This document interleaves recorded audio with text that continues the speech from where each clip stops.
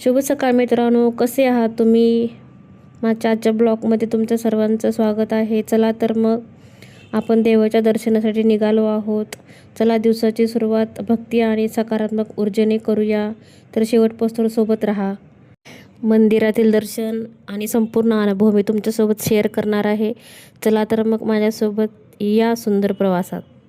या प्रवासात मंदिर दर्शन आणि अनेक सुंदर क्षण अनुभवायला मिळणार आहे. चला तर मग आता मी पोचले आहे मंदिराबाहेर. चला तर मंदिरात मग मला या भैरवनाथाच्या पवित्र मंदिरात दर्शन घेण्याचे भाग्य लाभले. अतिशय सुंदर, भव्य आणि मनाला प्रसन्न करणारे आहे. मंदिरात प्रवेश करताच भक्ती आणि श्रद्धेची अनुभूती मनाला स्पर्श होऊन जाते. येथील वातावरण शांत आणि मनाला विलक्षण समाधान देते.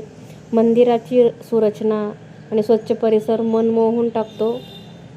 भैरवनाथाच्या चरणी नतमस्तक होताच मन भक्तिभावाने भरून येते. येथील प्रत्येक क्षण आध्यात्मिक आनंद देणारा आहे. मंदिरात घुमणारा घंटानाद आणि मंत्रोच्चार वातावरण अधिक पवित्र करतात. या पावनस्थळी सकारात्मक ऊर्जेचा अनुभव प्रत्येकाला येतो.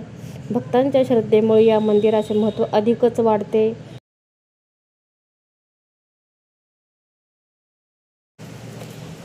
चला तर मग महादेवाच्या मंदिराकडे जाऊया. बघा बाहेरील व्ह्यू किती छान दिसत आहे.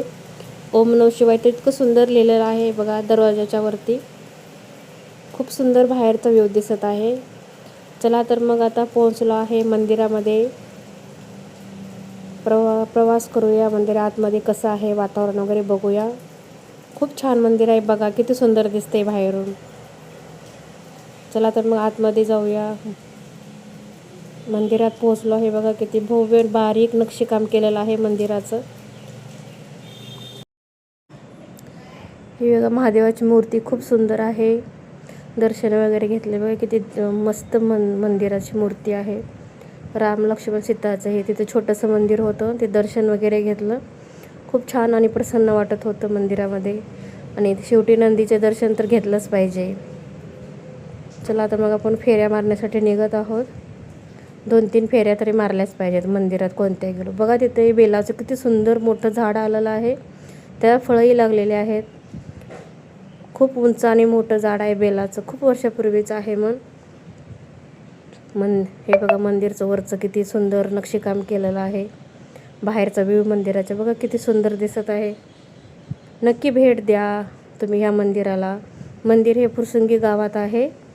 मीही फर्स्ट टाईम आलेले मंदिरात, पण इथून जायचं मनही होत नव्हतं. एवढं सुंदर वातावरण आहे मंदिराच्या बाजूचं. आतमध्ये पण खूप छान वाटत होतं. साहेब आणि मी गप्पा मारत बसलो आहे तिथं बराच वेळ.